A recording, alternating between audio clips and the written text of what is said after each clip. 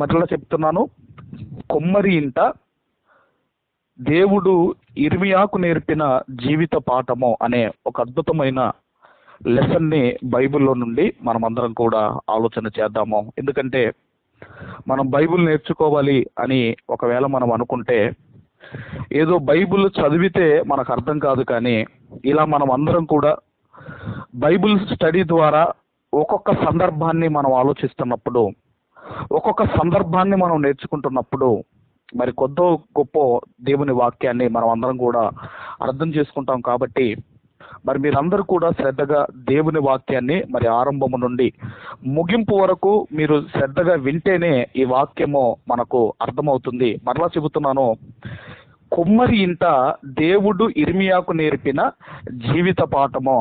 ఆయనకి ఏం జీవిత పాఠాన్ని నేర్పాడు, మనం ఏమి నేర్చుకోవాలి అన్నది ఈరోజు చాలా జాగ్రత్తగా బైబిల్లో నుండి మనం అందరం కూడా మరి నేర్చుకుందాము. ఇంతకుముందు మూల వాక్యాన్ని మనం అందరం చదివాము. ఒకసారి మనం అందరం చూడగలిగితే ఇర్మియా గ్రంథము 18వ అధ్యాయము మొదటి వచనాన్ని ఒక్కసారి మనం చూడగలిగితే, ఇర్మియా గ్రంథము 18వ అధ్యాయము మొదటి వచనములో యెహోవా యొద్ద నుండి ఇర్మియాకు ప్రత్యక్షమైన వాక్కు. అంటే దేవుడు ఇర్మియా గారితో మాట్లాడుతున్నాడు. దేవుడు ఇర్మియా గారితో మాట్లాడుతున్నాడు. ఎందుకు దేవుడు ఇర్మియా గారితో మాట్లాడుతున్నాడు, ఎందుకు దేవుడు ఇర్మియా గారితో మాట్లాడుతున్నాడు అన్నప్పుడండి, ఇక్కడ తర్వాత 2వ వచనంలో మనం చూడగలిగితే, నీవు లేచి కొమ్మరి ఇంటికి పొమ్ము, అక్కడ నా మాటలు నీకు తెలియజేస్తును. నీవు లేచి కొమ్మరి ఇంటికి వెళ్ళుము, అక్కడ నా మాటలు నీకు తెలియజేస్తును అంటున్నాడు. ఎందుకు మరి పెద్ద ప్రవక్తలో ఒక ప్రవక్త అయిన ఇర్మియా గారిని కొమ్మరి ఇంటికి ఎందుకు వెళ్ళమన్నాడు, దాని వెనకాల ఉన్న ఆంతర్యం ఏమిటి, ఎందుకు దేవుడు ఒక కొమ్మరి వాని ఇంటికి ఎందుకు వెళ్ళమన్నాడు ఇర్మియా గారిని అన్నప్పుడండి, ఇర్మియా గారు ఆయన గురించి మనం ఆలోచన చేయగలిగితే, ఇశ్రాయేలీలు నా మాట వినటము లేదని విలపిస్తున్నాడు. అందుకే ఆయన ఎవరు అంటే విలపించు ప్రవక్త. ఆయన విలపించు ప్రవక్త. మాటలు వినకపోగా వాళ్ళు తిరుగుబాటు చేస్తున్నారు, ఇర్మియా గారి మీద తిరుగుబాటు చేస్తున్నారు. తిరుగుబాటు చేయటమే కాదు, ఇర్మియా గారిని కొడుతున్నారు. కొట్టటమే కాదు, నీళ్లు లేని గోతిలో దింపారు. దింపటమే కాదండి, చెప్పినా కొడుతున్నారు. ఆ తర్వాత వస్త్రాలు లేకుండా చేస్తున్నారు, హేళన చేస్తున్నారని ఇర్మియా గారు బాధపడుతున్నారు. ఇర్మియా, నీకు ఇలాంటివి జరుగుతున్నాయని నువ్వు బాధపడుతున్నావు కదా, నువ్వు విలపిస్తున్నావు కదా, అయితే నీ జీవితానికి ఇదిగో నీకు ఒక పాఠాన్ని నేను నేర్పిస్తాను, నీకు ఒక జీవిత పాఠాన్ని నేను నీకు నేర్పిస్తాను. కాబట్టి నీవు జీవిత పాఠం నేర్చుకోవడానికి ఒక కొమ్మరివాణ్ణి ఇంటికి వెళ్ళమన్నాడు దేవుడు. అందుకే దేవుని వాక్కు ఇర్మియా గారికి ప్రత్యక్షమై, నువ్వు లేచి కొమ్మరివాని ఇంటికి వెళ్ళు, అక్కడ నేను నా మాటలు నీకు తెలియజేస్తాను అంటున్నాడు. ఎందుకంటేనండి, ఇశ్రాయేలీలు వినటం లేదు, ఇశ్రాయేలీలు తిరుగుబాటు చేస్తున్నారు, కొడుతున్నారు, ఆయనను బాధ పెడుతున్నారు. అందుకేనండి ఈ ఇర్మియాకు ఒక జీవిత పాఠం అర్థం కావాలి. తర్వాత ఇక 3-4 వచనాలు కూడా మనం చదవగలిగితే, ఆ తర్వాత దేవుడు వెళ్ళమన్నాడు, ఇర్మియా గారు వెళ్ళాడు. నేను కుమ్మరి ఇంటికి వెళ్ళగా వాడు తన సారె మీద పని చేయుచుండెను. చదవమ్మా. కుమ్మరి జిగట మట్టిలో చేయుచున్న కుండ వాని చేతిలో విడిపోగా, ఆ జిగట మన్ను మరలా తీసుకొని కుమ్మరి తనకు యుక్తమైనట్టుగా దానితో మరి యొక్క కుండ చేశాను. ఓకే సార్, మీరు మ్యూట్ పెట్టండి. ఇసాక్ సార్ మ్యూట్ పెట్టండి.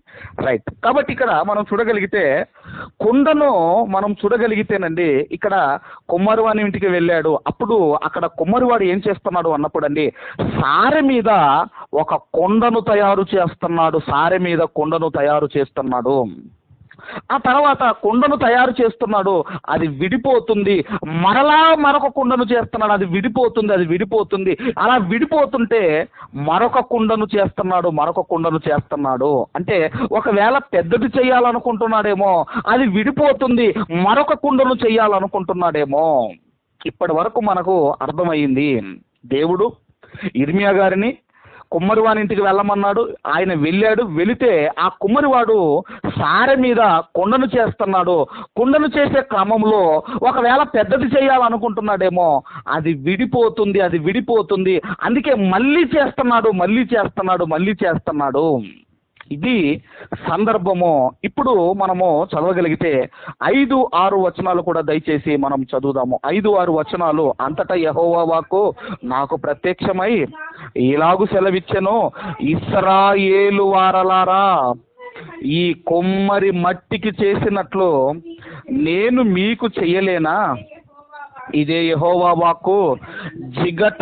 జిగట మన్ను కుమ్మరి చేతిలో ఉన్నట్టుగా ఇశ్రాయేలు వారలారా, మీరు నా చేతిలో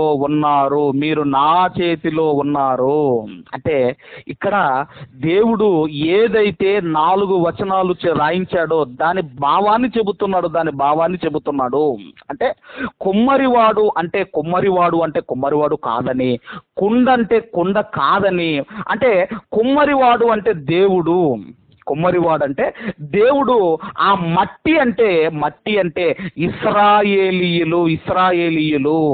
అంటే కుమ్మరివాడు మట్టిని చేతికి ఇదిగో తీసుకుంటున్నట్లుగా మీరు నా చేతిలో లేరా? అంటే మనం ఆలోచన చేయగలిగితే, ఇదిగోనండి, ఆ మట్టి కుమ్మరి చేతిలో ఉన్నట్టుగా ఇశ్రాయేలారా, మీరు నా చేతిలో లేరా? ఒక అర్హమైన పాత్రగా నేను చెయ్యాలి అనుకుంటున్నాను, కానీ మీరు నా చెయ్యి దాటి వెళ్ళిపోతున్నారు. ఒక అర్హమైన ఇదిగో పనికొచ్చే పాత్రగా ఇశ్రాయేలీలను దేవుడు చెయ్యాలి అనుకుంటున్నాడు, కానీ మీరు నా చెయ్యి దాటిపోతున్నారు అని దేవుడు మాట్లాడుతున్నాడు. 7-8 కూడా మనం చూడగలిగితేనండి, 7-8 వచనాలు కూడా మనం చూడగలిగితే, దాన్ని పెళ్ళగింతుననియో, విరగొట్టుదుననియో, నశింపజేయుదుననియో, ఏదో ఒక జనమును గూర్చి గాని రాజ్యమును గూర్చి గాని నేను చెప్పి ఉండగా, ఏ జనమును గూర్చి నేను చెప్పితినో ఆ జనము చెడుతనము చేయుట మానిన ఎడల నేను వారికి చేయనుద్దేశించిన కీడును గూర్చి సంతాపపడుదును. అంటే ఇక్కడ మనం ఆలోచన చేయగలిగితే, ఒక కుమ్మరివాడు ఎలాగైతే ఒక కుండను ఏ షేపులోనికి రావాలని ఇదిగో మరి తయారు చేస్తాడో, నేను కూడా నా చేతిలో ఇదిగో మట్టిగా ఉన్న మిమ్మల్ని నేను కూడా నాకు ఇష్టమైన అర్హమైన పాత్రలుగా నేను చెయ్యాలి అనుకుంటున్నాను. కానీ మీరు అలా మారటం లేదు. నా చేతిలో నుండి మీరు దాటిపోతున్నారు అని దేవుడు ఆయన అంటున్నాడు. ఏమంటున్నాడంటే, ఇప్పటికైనా మీ చెడుతనమును మీరు మానిన ఎడల అంటున్నాడు. మీకు చెయ్యాలని నేను ఉద్దేశించిన కీడును గూర్చి నేను సంతాపపడుదును అని దేవుడు మాట్లాడుతున్నాడు. కాబట్టి ఇంకా మనము చాలా వివరంగా మనం ఆలోచిద్దాము. అంటే దేవుడు ఇశ్రాయేలీలను ఒక అర్హమైన పాత్రగా చెయ్యాలి అనుకుంటున్నాడు, కానీ వాళ్ళు దేవుని చేతిలో నుండి దాటిపోతున్నారు. ఇంకా ఈ పాత్రల గురించి చెబుతున్నాండి. క్రొత్త నిబంధనలో అపోస్తుడైన పౌలు గారు తిమోతి గారికి రాసిన 2వ పత్రిక, అపోస్తుడైన పౌలు గారు తిమోతి గారికి రాసిన 2వ పత్రిక, దయచేసి 2వ అధ్యాయము 20వ వచనాన్ని మనం అందరము చదువుకుందాము. గొప్ప ఇంటిలో వెండి పాత్రలను, బంగారు పాత్రలను మాత్రమే గాక కర్రవియు మంటివియు కూడా ఉండును. వాటిలో కొన్ని ఘనతకును కొన్ని ఘనహీనతకును వినియోగింపబడును. ఎవడైనను వీటిలో చేరక తన్ను తాను పవిత్రపరుచుకొనిన ఎడల వాడు పరిశుద్ధపరచబడి యజమానుడు వాడుకొనుటకు అర్హమై ప్రతి సత్కార్యమునకు సిద్ధపరచబడి ఘనత నిమిత్తమైన పాత్రయై ఉండును. ఇక్కడ కూడా మనం ఆలోచన చేయగలిగితే ఇక్కడ కూడానండి, ఇదిగో కొన్ని పాత్రలు మనకు కనపడుతున్నాయి, కొన్ని పాత్రలు మనకు కనపడుతున్నాయి. అంటే ఈ పాత్రలను ఎవరిని సూచిస్తున్నాయి అన్నప్పుడు అండి, ఈ 21వ వచనంలో 4 పాత్రలు ఉన్నాయి, 4 పాత్రలు ఉన్నాయి. ఒకటి ఏంటంటే, మొదటిది ఏంటంటేనండి పవిత్రమైన పాత్ర, పవిత్రమైన పాత్ర. రెండవది ఏంటంటే యజమానుడు వాడుకొనుటకు అర్హమైన పాత్ర, యజమానుడు వాడుకొనుటకు అర్హమైన పాత్ర. మూడవది ఏంటన్నప్పుడు అండి ప్రతి సత్కార్యమునకు సిద్ధపరచబడిన పాత్ర. నాలుగవది ఏంటన్నప్పుడు అండి ఘనత నిమిత్తము వాడబడే పాత్ర, ఘనత నిమిత్తము వాడబడే పాత్ర. కాబట్టి దేవుడు మనల్ని వాడుకోవాలి అంటే మనం ఎలా ఉండాలి అంటే, ఇదిగో ఎలా ఉండాలి అంటే ఒక అర్హమైన పాత్రగా మనం ఉండాలి, ఒక అర్హమైన పాత్రగా మనం ఉండాలి. అందుకని ఇంతకుముందు మనం చెప్పాం కదా, కుమ్మరివాడంటే కుమ్మరివాడు కాదని దేవుడని. ఇదిగో ఆ మట్టి అంటే, ఆ జిగట మట్టి అంటే, ఇదిగో అది మట్టి కాదని ఇశ్రాయేలు అని మనం చెప్పుకున్నట్టుగానే అదే మాటను మనం చూడగలిగితేనండి పెద్ద ప్రవక్తలో ఒక ప్రవక్త యెషయా గ్రంథం 64వ అధ్యాయము, యెషయా గ్రంథము 64వ అధ్యాయము దయచేసి 8వ వచనాన్ని మనం అందరం కూడా చదువుకుందాం. 64వ అధ్యాయం 8వ వచనం, 64వ అధ్యాయం 8వ వచనాన్ని మనం చదువుకుందాం. యెహోవా నీవే మాకు తండ్రివి, మేము జిగటమన్ను, నీవు మాకు కుమ్మరి వాడవు, మేమందరము నీ చేతి పని అయి ఉన్నాము, నీ చేతి పని అయి ఉన్నాము. అంటే కుమ్మరివాడంటే దేవుడు, జిగటమన్ను అంటే మనమే, జిగటమన్ను అంటే మనమే. ఇప్పుడు కుండను యజమానుడు వాడుకోవాలి అంటే దానికి ఏముండాలి అంటే ఒక అర్హత ఉండాలి, ఒక అర్హత ఉండాలి, ఒక అర్హత ఉండాలి. ఇక్కడ నుంచి మనము చాలా జాగ్రత్తగా మనం ఆలోచిద్దాము. మరి ఒక కుండను తయారు చేయాలి అంటే, ఒక కుండను తయారు చేయాలి అంటే కుమ్మరివాడు ఎంత ప్రాసెస్ చేస్తాడో ఒక్కొక్కటి మరి దయచేసి మనం అందరం కూడా ఆలోచిద్దాము. మనం చూడగలిగితేనండి, ఒక పాత్రను, ఒక మట్టి పాత్రను, ఒక కుండను తయారు చేయాలి అంటే, ఒక కుండను తయారు చేయాలి అంటే ఆ కుమ్మరి ఆయన ఏం చేయాలన్నప్పుడు అండి ముందు మట్టిని సర్వే చేయాలి. ఏ మట్టి అయితే ఆ మట్టి పనికిరాదండి కుండ చేయడానికి. కుండ చేయడానికి ప్రతి మట్టి పనికిరాదు, ప్రతి మట్టి పనికిరాదు. ఆయన ఏం చేయాలంటే ముందు మట్టిని సర్వే చేయాలి, మట్టిని సర్వే చేయాలి. ఆ తర్వాతనండి ఏదైతే సర్వే చేసిన తర్వాత ఈ మట్టి ఇదిగో పాత్రకు పనికొస్తుంది అనుకుంటాడో దాన్ని ఏం చేయాలి అంటేనండి దాన్ని, ఆ మట్టిని ఒక గుణపముతో దాన్ని పొడవాలి, ఒక గుణపముతో దాన్ని పొడవాలి, దాన్ని పొడవాలి, దాన్ని అంటే దాన్ని అంతా కూడా తవ్వాలి, దాన్ని త్రవ్వాలి. మనం ఆలోచన చేయగలిగితేనండి, అంటే మనం చూడగలిగితేనండి ఆ కుమ్మరివాడు మట్టిని గాయపరుస్తున్నప్పుడు, కుమ్మరివాడు మట్టిని త్రవ్వుతున్నప్పుడు, దాన్ని గాయపరుస్తున్నప్పుడు అది ఎలా ఉండాలి అంటే అది విధేయత చూపించాలి, అది ఇదిగో సిద్ధపడి ఉండాలి, అది సిద్ధపడి ఉండాలి. మళ్ళీ చెబుతున్నాను, అంటే ఒక మట్టిని సెలెక్ట్ చేసుకున్న తర్వాత కుమ్మరివాడు దాన్ని ఏ విధంగా అయితే త్రవ్వుతాడో అప్పుడు త్రవ్వుతున్నప్పుడు ఆ మట్టి ఏమవుతుందంటే గాయపరచబడుతున్నప్పుడు ఆ మట్టి ఇదిగో విధేయత చూపించాలి, అది సిద్ధముగా ఉండాలి, సిద్ధముగా ఉండాలి. అందుకేనండి ఏమన్నాడంటే గాయము చేయువాడను నేనే, గాయమును మానుపోవాడను నేనే అని ఇదే యెషయా గ్రంథంలో అంటాడు. అందుకే మరి మీరు ఆలోచన చేయగలిగితే దావీదు గారు ఒక పాపం చేసిన తర్వాతనండి నాతాను ప్రవక్త వెళ్తాడు. నాతాను ప్రవక్త వెళ్ళిన తర్వాత ఎప్పుడైతే నాతాను ప్రవక్త ఇదిగో ఆ పాపం చేసిన వాడవు నువ్వే అని ఎప్పుడైతే నాతాను ప్రవక్త చెబుతాడో దావీదు గారి హృదయం పొడవబడింది. అందుకేనండి గొప్ప కూలిపోయాడు దావీదు గారు. అది నువ్వే మహారాజా, అది నువ్వే దావీదు, అది నువ్వే అని ఎప్పుడైతే నాతాను ప్రవక్త తెలియజేశాడో ఆ మాటలు గుణపములా దిగిపోయాయి దావీదు హృదయంలోనికి. అందుకేనండి గొప్ప కూలిపోయాడు. ఆ తర్వాతనండి పశ్చాత్తాపముతో ఆయన పశ్చాత్తాపంతో రాసిన కీర్తనే 51వ కీర్తన. 51వ కీర్తన పశ్చాత్తాపముతో రాశాడు, పశ్చాత్తాపంతో రాసిన కీర్తన. అందుకేనండి ఫస్ట్ ఆ కుమ్మరి ఆయన మనం ఆలోచన చేయగలిగితే ముందుగా ఏం చేస్తాడంటేనండి, పనికొచ్చిన మట్టిని అతను ఏం చేయాలి అంటే పెళ్ళగించాలి. పనికొచ్చిన మట్టిని అతను పెళ్ళగించాలి అంటే పొడవబడాలి, పొడవబడాలి. అందుకే ఏమంటున్నాడు మనం చూడగలిగితేనండి, దయచేసి అపోస్తుల కార్యములు కూడా ఒక్కసారి మనం చూడగలిగితే, అపోస్తుల కార్యం 2వ అధ్యాయం 37వ వచనాన్ని మనం అందరము చదువుకుందాం. 2వ అధ్యాయము 37వ వచనం మనం చదవగలిగితే, 2వ అధ్యాయము అపోస్తుల కార్యములు 2వ అధ్యాయం 37వ వచనము, వారి మాట విని హృదయములో నొచ్చుకొని సహోదరులారా మేమేమి చేతుమని పేతురును కడమ అపోస్తులను అడగగా. ఇక్కడ మనం చూడగలిగితేనండి, అక్కడ నొచ్చుకొని అన్న పదం దగ్గర ఫుట్ నోట్లో ఏమనుందో చూడండి ఒకసారి. నొచ్చుకొని అన్న పదం దగ్గర ఫుట్ నోట్లో ఏమనుందో చూడండి. ఏమనుందంటేనండి, పొడవబడి అన్న మాట మనకు కనబడుతుంది చూడండి. పొడవబడి అంటే మనం ఆలోచన చేయగలిగితేనండి, ఇదిగోనండి మరి ఎవరండి మన పేతురు గారి ప్రసంగానికి ఏం జరిగిందంటే, ఆనాడు ఉన్న ఇశ్రాయేలీలందరూ కూడా పొడవబడ్డారు.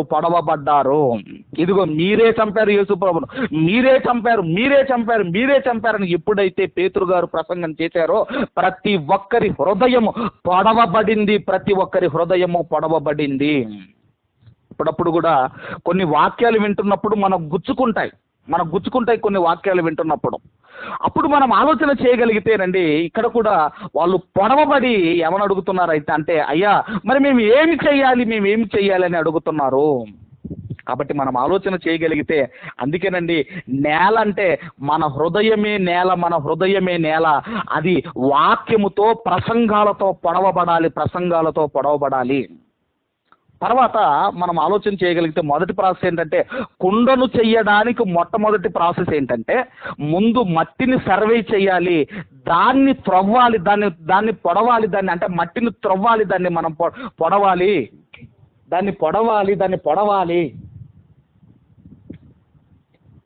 తర్వాత ఇక రెండో ప్రాసెస్ ఏంటన్నప్పుడు ఆ తర్వాత ఏ మట్టి అయితే దాన్ని తవ్వుతాడో ఆ తవ్విన మట్టిని కుమ్మరి ఆయన తన ఇంటికి తీసుకొని రావాలి.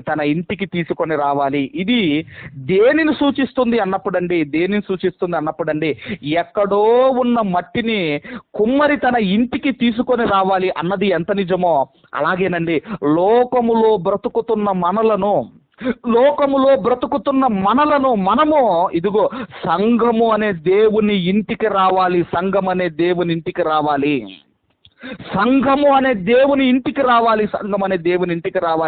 ఆ సంఘం అనే దేవుని ఇంటిలో ఉన్న ఆ సారే ఏంటి అంటేనండి, బైబుల్ అనే సారె మీద మనల్ని ఏం చేస్తాడంటే దేవుడు మలుస్తాడు. ఆ తర్వాత ఇక ఆ మట్టి ఎక్కడికి రావాలి అన్నప్పుడండి, కుమ్మరాయని ఇంటికి రావాలి. అలాగేనండి లోకములో బ్రతుకుతున్న ప్రతి మనిషి దేవుని ఇల్లైన సంఘములోనికి రావాలి. ఆ తర్వాత నండి ఇక మూడవ ప్రాసెస్ ఏంటంటే ఇక ఆ మట్టిని మనం ఆలోచన చేయగలిగితే, ఆ కుమ్మరాయన ఆ మట్టిని ఏం చేస్తారన్నప్పుడండి, అది మరి పెళ్ళలుగా ఉంటుంది కదండి, అది గడ్డలుగా పెళ్ళలుగా ఉంటుంది కదా, దాన్ని మెత్తగా నలగొడతాడు. అంటే దాన్ని బైబిల్ భాషలో ఇది మనకి ఏం సూచిస్తుంది అన్నప్పుడండి, ఇదిగోనండి దాన్ని శిక్షిస్తున్నాడు అంటే దాని అర్థం ఏంటంటేనండి, ఇదిగో దేవుడు మనల్ని ఏం చేస్తాడు అంటే ఆయన మనల్ని శిక్షిస్తాడు. ఎందుకంటే మనల్ని ట్రైనప్ చేస్తూ ఉంటాడు దేవుడు మనల్ని. అందుకే ఏమన్నాడు, నా బోధలోను నా శిక్షలోను అంటే ట్రైనింగ్ అండి. కాబట్టి ఇక్కడ కూడా ఆ మట్టి మెత్తగా మారాలి, ఆ మట్టి ఉపయోగపడే మట్టిగా మారాలి అంటే దాన్ని ఏం చేస్తాడంటేనండి, దాన్ని మెత్తగా నలగొడతాడు. అందుకే బైబిల్ గ్రంథంలో కూడా మనం చూడగలిగితే కీర్తనల గ్రంథం 94వ కీర్తన, 94వ కీర్తన, దయచేసి కీర్తనల గ్రంథము 94వ కీర్తన 12వ వచనాన్ని దయచేసి అందరం చదువుకుందాం. 12వ వచనాన్ని అందరము చదువుకుందాం. యెహోవా నీవు శిక్షించువాడు, నీ ధర్మశాస్త్రమును బట్టి నీవు బోధించువాడు ధన్యుడు అంటున్నాడు. ధర్మశాస్త్రము అంటే దేవుని గ్రంథము, ధర్మశాస్త్రం అంటే దేవుని గ్రంథము. అంటే బైబుల్తో ఆయన ఏం చేస్తాడు అన్నప్పుడు అండి, ఆయన శిక్షిస్తాడు. అందుకేనండి కొట్టబడాలి. అప్పుడండి ఆటోమేటిక్గా మన కంటి నుండి కన్నీరు వస్తుంది. ఎప్పుడు కొట్టబడినప్పుడు. అందుకే మీరు చూడండి, మోషే గారు వెళ్ళి ఆ బండను కొట్టినప్పుడు ఏ విధంగా అయితే బండలో నుండి నీళ్ళు వచ్చాయో, అలాగే ఎప్పుడైతే మనిషి హృదయము పగిలిపోతుందో ఆటోమేటిక్గా ఆ మనిషి కంట నుండి కన్నీరు అనేది వస్తుంది.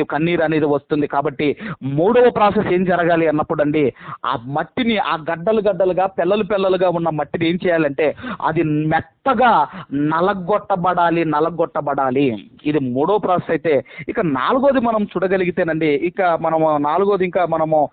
చూడగలిగితే దయచేసి అపోస్తుల కార్యములో ఒకసారి, అపోస్తుల కార్యములు దయచేసి 2వ అధ్యాయము 38వ వచనాన్ని మనం అందరం కూడా చదువుకుందాం. అపోస్తుల కార్యములు 2వ అధ్యాయము 38వ వచనాన్ని మనం అందరం కూడా చదువుకుందాము. అపోస్తుల కార్యము 2వ అధ్యాయం 38వ వచనంలో, పేతురు, మీరు మారు మనసు పొంది పాప క్షమాపణ నిమిత్తము ప్రతి వాడును యేసుక్రీస్తు నామమున బాప్తిస్మం పొందుడి, అప్పుడు మీరు పరిశుద్ధాత్మను వరమును పొందుదురు. అంటే ఎప్పుడైతేనండి, ఇదిగో ఆ మట్టిని మెత్తగా ఎప్పుడైతే నలగొట్టబడుతుందో అప్పుడు అందులో ఏం పోయాలి అన్నప్పుడు అండి, కుమ్మరి ఆయన ఏం పోస్తాడు అన్నప్పుడు అందులో నీళ్లు పోస్తాడు. అంటే ఎప్పుడైతే మనము క్షమించబడాలి, ఎప్పుడైతే మనం క్షమించబడతామో అప్పుడు మనం ఆలోచన చేయగలిగితేనండి, మనలో నుండి ఏమొస్తుందంటేనండి, ఆటోమేటిక్గా పశ్చాత్తాపం అనేది మనలో నుండి వస్తుంది. అప్పుడు మనం ఆలోచన చేయగలిగితేనండి, ఏమంటున్నాడంటే పరిశుద్ధాత్మను మనకు ఒక వరముగా ఇస్తాను అంటున్నాడు. అంటేనండి, ఎప్పుడైతే మనం ఆలోచన చేయగలుగుతాం, మనము మారు మనసు పొందుకుంటామో అప్పుడు పరిశుద్ధాత్మ దేవుణ్ణి మనకు వరముగా ఇస్తాను అంటున్నాడు. అంటే అదేనండి, నీళ్లు పోయటము అంటే ఆ మట్టిలో, ఆ సాఫ్ట్గా ఉన్న మట్టిలో ఏం చేస్తాడు అన్నప్పుడు అండి, దాంట్లో నీళ్లు పోస్తాడు. ఆ నీళ్లు పోయటమే ఏంటంటే పరిశుద్ధాత్మ మనలోనికి రావటము. ఇప్పుడు మట్టిని సెలెక్ట్ చేయాలి, రెండవది దాన్ని ఇంటికి తెచ్చుకోవాలి, మూడవది దాన్ని మెత్తగా నలగొట్టాలి, నాలుగవది ఆ మట్టిలో నీళ్లు పోయాలి. ఎప్పుడైతే మనం ఆలోచన చేయగలుగుతామో, మనం ఆలోచిస్తున్నామో, ఇదిగోనండి ఆ నీళ్ళే ఏమంటున్నాడు అంటే, ఇదిగోనండి పరిశుద్ధాత్మను మీరు వరము పొందుతారు.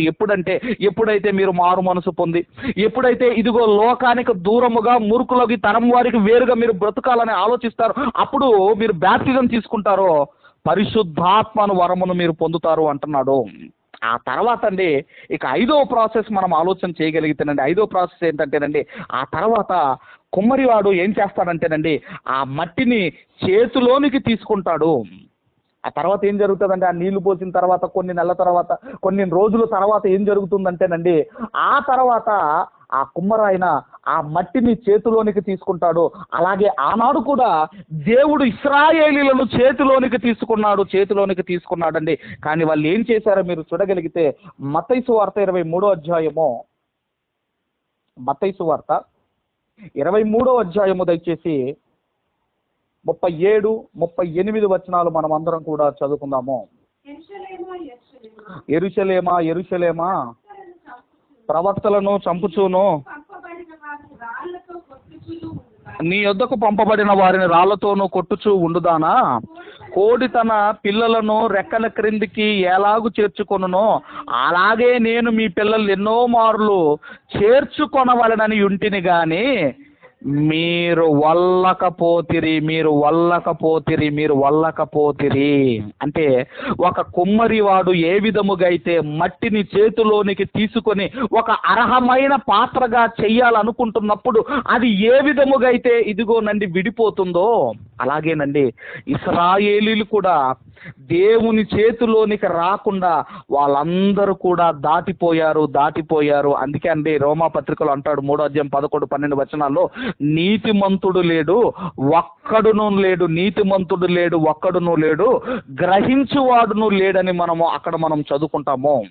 అంటే మనం చూడగలిగితేనండి యజమానుని చేతికి మనల్ని మనం సబ్మిట్ చేసుకోవాలి, మనల్ని మనం సరెండర్ చేసుకోవాలి యజమానుని చేతికి. అప్పుడు మనం ఎలా ఉంటాం అన్నప్పుడు అండి అదే రోమా పత్రిక 12వ అధ్యాయం 1వ వచనాన్ని మనం చదువుకుందాము. రోమీలకు రాసిన పత్రిక 12వ అధ్యాయం 1వ వచనాన్ని మనం అందరం చదువుకుందాము. కాబట్టి సహోదరులారా, పరిశుద్ధమును దేవునికి అనుకూలమునైన సజీవ యాగముగా మీ శరీరములను ఆయనకు సమర్పించుకొనుడని దేవుని వాక్యములను బట్టి మిమ్మల్ని బతిమాలుకొనుచున్నాను. ఇట్టి సేవ మీకు యుక్తమైనది. అంటే ఎప్పుడైతే ఇదిగోనండి ఆయనకు అనుకూలముగా ఎప్పుడైతే మనం ఉంటామో అప్పుడు దేవునికి అర్హమైన పాత్రగా మనం మారతాము. ఇప్పుడు ఎన్నయ్యండి? 5 ప్రాసెస్లు అయ్యాయి.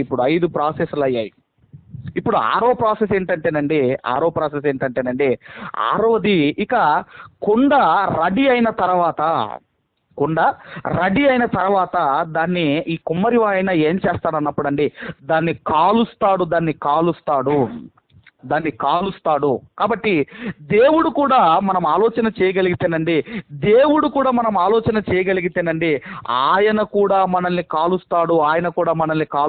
ఎందుకంటేనండి ఇదిగో మనము పనికి రావాలి అంటే కొన్ని శ్రమల గుండా, కొన్ని కష్టాల గుండా, కొన్ని బాధల గుండా, కొన్ని నిందల గుండా దేవుడు మనల్ని తీసుకొని వెళ్తాడు. ఎందుకంటే నీవు అర్హమైన పాత్రగా మారాలి అంటే కుండను తయారు చేయగానే సరిపోదండి, అది కాల్చబడాలి. అది కాల్చబడితేనే అది ఉపయోగపడుతుంది. అది అంతేగాని మరి అది కాలకుండా అది దేనికి ఉపయోగపడుతుందో మీరు ఆలోచించండి. మొన్న నేను లెంట్ డేస్లో ఎగ్జాంపుల్ చెప్పాను కదండి. కుండను కాల్చిన తర్వాత ఒక కుండ అన్నదట, నువ్వు నన్ను కాల్చొద్దు, ఆ వేడికి నేను తట్టుకోలేను అని కుమ్మరాయనను బతిలాడుకుంటేనండి మిగిలిన కుండలు అన్ని కాల్చాడట, ఈ కుండను మాత్రం కాలవలేదట. తర్వాత ఏం జరిగిందంటేనండి కాల్చిన కుండలన్నీ అమ్మబడ్డాయి, వెళ్ళిపోయి అందులో నీళ్లు పోసుకొని వాళ్ళందరూ కూడా అది మంచిగా చల్లగా ఉంది. ఈ కాల్చబడని కుండ మాత్రమనండి అది ఇంటి బయటే ఉంది. ఒకానొక రోజున వర్షం రాగానే మొత్తం విడిపోయింది. అందుకేనండి కుండను తయారు చేసిన తర్వాత అది కాల్చబడాలి. అందుకే ఏమన్నాడు? 1 పేతురు పత్రిక 4వ అధ్యాయము 13, 12, 13 వచనాలు మనం చదవగలిగితే 1 పేతురు పత్రిక 4వ అధ్యాయం 12, 13 వచనాలు మనం చదవగలిగితే, ప్రియులారా, మిమ్మును శోధించుటకు మీకు కలుగుచున్న అగ్ని వంటి మహాశ్రమలను గూర్చి మీకేదో వింత సంభవించున్నట్లు ఆశ్చర్యపడకుడి. క్రీస్తు మహిమ బయలుపరచబడినప్పుడు మీరు మహానందముతోనూ సంతోషించు నిమిత్తము క్రీస్తు శ్రమలలో మీరు పాలివారై ఉన్నంతగా మీరు సంతోషించండి అంటున్నాడు. అంటే మనలో పరిశుద్ధాత్మ దేవుడు నిజముగా మనలో ఉంటేనండి ఇదిగోనండి మిమ్మల్ని రెడీ చేస్తున్నాడు. ఇదిగో మీరు శ్రమ పడుతున్నప్పుడు అండి మీరు సంతోషిస్తారు. అందుకే ఒకనాడు యోబు గారికి ఎన్నో శ్రమలు వచ్చినప్పుడు అండి ఆయన నోటితో ఒక మాట కూడా, వ్యతిరేకమైన మాట కూడా, ఒక తప్పిదము కూడా ఆయన చేయలేదు. కాబట్టి మనం ఆలోచన చేయగలిగితేనండి ఎంత చక్కగా కాల్చబడితే అంత దేవుని కోసం మనము ఉపయోగపడతాం. ఒకవేళ కాల్చబడలేదా, ఒకవేళ దేవుడు కాలుస్తుంటే మనం వద్దనుకుంటామా? అప్పుడు ఏం జరుగుతుందంటేనండి సౌలును ఏ విధంగా అయితే దేవుడు పక్కన పెట్టాడో అలాగే దేవుడు ఇదిగో ఒక దావీదుని ఎలాగైతే ఉపయోగించుకున్నాడో అలాగేనండి దేవుడు కూడా కాల్చబడుతుంటే మనము గనక వల్లకపోతే ఆయన మనల్ని కూడా పక్కన పెట్టేస్తాడు. అందుకే అపోస్తుల కార్యంలో కూడా ఏమన్నాడు మనం చూడగలిగితే, అపోస్తుల కార్యములు 13వ అధ్యాయము 21వ వచనాన్ని దయచేసి మనం చదవగలిగితే, 21, 22లో మనం చూడగలిగితే, ఆ తర్వాత వారు రాజు కావాలనని కోరగా దేవుడు బెన్యామీను గోత్రికుడును కీషు కుమారుడనైన సౌలును వారికి 40 ఏండ్ల వరకు దయచేసాను. తర్వాత అతనిని తొలగించి దేవుడే సౌలును సైడ్కి వేశాడు. ఎందుకు? అర్హమైన పాత్రగా లేడు సౌలు, అర్హమైన పాత్రగా లేడు. ఇక ఆ తర్వాత ఆ దేవుడు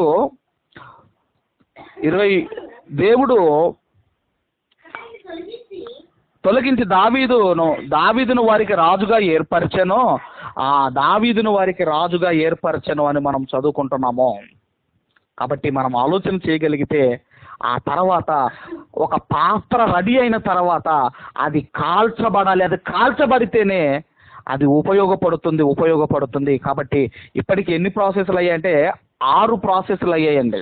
ఇక చివరిగా మనం చూడగలిగితేనండి, ఒక పాత్ర రెడీ అయిపోయిన తర్వాత అది ఎలా ఉండాలి అంటే అది ఖాళీగా ఉండాలి. అంటే ఎందుకు ఖాళీగా ఉండాలి అన్నప్పుడు, దేవుని దగ్గరికి ఇదిగో వచ్చే ఆ పాత్ర ఎలా ఉండాలి అంటే అది ఖాళీగా ఎందుకు ఉండాలి అంటే, ఇదిగో దేవుడు నేర్పిస్తున్న ప్రతిదీ నేర్చుకోవడానికి అది రెడీగా ఖాళీగా ఉండాలి. అంతేగాని నాకు అన్ని తెలుసు, నాకు తెలియని వాక్యాలు లేవు, నేను నేర్చుకునేది ఏమీ లేదని ఒకవేళ అనుకుంటేనండి మనం ఏమీ నేర్చుకోలేము. అందుకే ఏమన్నాడు అన్నప్పుడు అండి, మరి యాకోబు పత్రికలో మనం చూడగలిగితే ఏమన్నాడు అన్నప్పుడు అండి, సాత్వికమైన ఇదిగో మంచి మనసుతో వాక్యమును అంగీకరించండి అంటాడు. మొదటి అధ్యాయం 21వ వచనంలో. ఎందుకు మనం ఆలోచన చేయగలిగితే, ఇదిగోనండి ఖాళీగా ఉండి మనము నేర్చుకోవాలి. దేవుని మాటలు మనము వినడానికి ఖాళీగా ఉండాలి. మనము నీట్గా ఉండాలి. మనము పరిశుద్ధముగా ఉండాలి. అందుకే ఒకానొక సందర్భంలో శక్తిగల వాక్యమును సాత్వికముతో మనము అంగీకరించాలి. అంతేగాని నాకు అన్ని తెలుసు, నాకు తెలియని వాక్యాల అని ఒకవేళ మనం అనుకుంటే మీ లైఫ్లో మీరు ఏమి నేర్చుకోలేరు. అందుకే పౌలు గారు అన్నారు ఒక మాట. ఏమన్నారంటే, పౌలు గారు అన్న మాట ఏంటంటే, ఇదిగో పాపులలో ప్రధాన పాపిని అన్నాడండి ఆయన. పాపులో నేను ఎవరినంటే ప్రధాన పాపిని అన్నాడు. అలాంటి పాపిని దేవుడు ఏం చేశాడు అన్నప్పుడు అండి, దమస్కు మార్గమున దేవుడు కాల్చాడు. ఆ తర్వాత ఏం జరిగిందంటే 3 రోజుల తర్వాత ఆ యొక్క సౌలు అనే పాత్ర అది అర్హమైన పాత్రగా మారింది. అప్పుడు చివరిగా ఆయన ఏమంటున్నాడో మనం చూసుకొని ముగించుకుందాం. అపోస్తుల కార్యములు 9వ అధ్యాయము 15వ వచనాన్ని మనం అందరం కూడా చదువుకుందాము. 9:15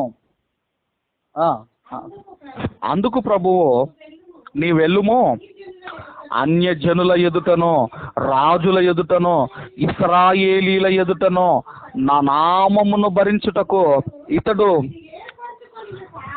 నేను ఏర్పరచుకొనిన సాధనమై ఉన్నాడు. అంటే నా నామము భరించుటకు ఎంతకాలం భరిస్తాడయ్యా నీ నామమును అంటే, ఆయన బ్రతికినంత కాలము, లైఫ్ లాంగ్ నా నామమును ఇదిగో భరిస్తాడు. అంటే ఎప్పుడైతే యేసుక్రీస్తు వారు దమస్కు మార్గమును కాల్చాడో అప్పుడండి ఒక అర్హమైన పాత్రగా ఇదిగో సౌలు గారు మారిపోయారు. అంతకుముందు మీరు ఆలోచన చేయగలిగితే, క్రీస్తును నమ్మాడు అంటేనండి ఇంట్లోకి వెళ్ళి మరీ లాక్కొచ్చి చంపినవాడు సౌలు గారు. అలాంటి సౌలు ఏమైపోయాడంటే, బ్రతుకుట క్రీస్తే, చావైతే లాభము అన్నాడు. కాబట్టి యజమానుడైన దేవుడు మనల్ని వాడుకోవాలి అంటే మనము కూడా ఎలా ఉండాలి అంటే ఒక అర్హమైన పాత్రగా మనం ఉండాలి. అందుకే ఇర్మియా గారిని ఎక్కడికి వెళ్ళమన్నాడు అంటే, ఒక కుమ్మరి పనివాని ఇంటికి వెళ్ళమన్నాడు.